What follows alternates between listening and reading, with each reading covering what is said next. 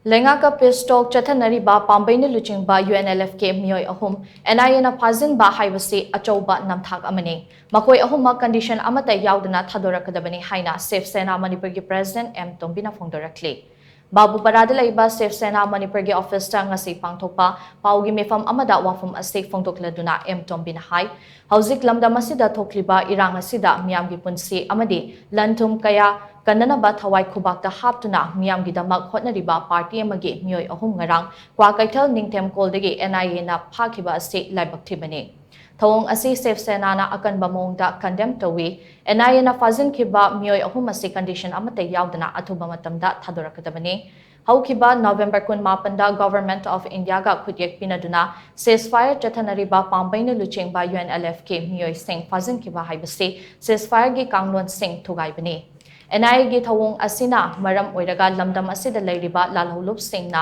makatana pistok tausi natraga ceasefire gi yana cherol khudyak pina se hairuba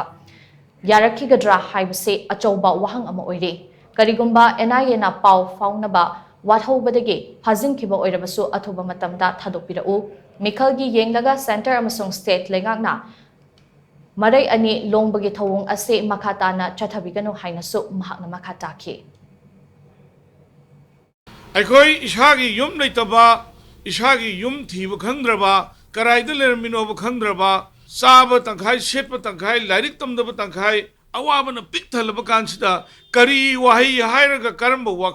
wakaldagi election tawning makana yawgodoino ima leba kannanaba kinamta khara delhi da khara challaga khara ngangurga bo lepkane na haibsibo kari no haba mase ai gi wakaldadi madu yamna khoigi handaba thaki yamna handaba thaki thabakne na lawning mamdi Ima leba kan bai se khoi ithok neba ima leba kan na bugi ngang ur ga bho lep ke habi kari no sibo akhoi election da interest lo kum se manipur da shanti han puruk pi go adu matung da election tau se habi se manipur miyam amadi shiv sena gi masi ki wafam sima akhoi central state government thamjari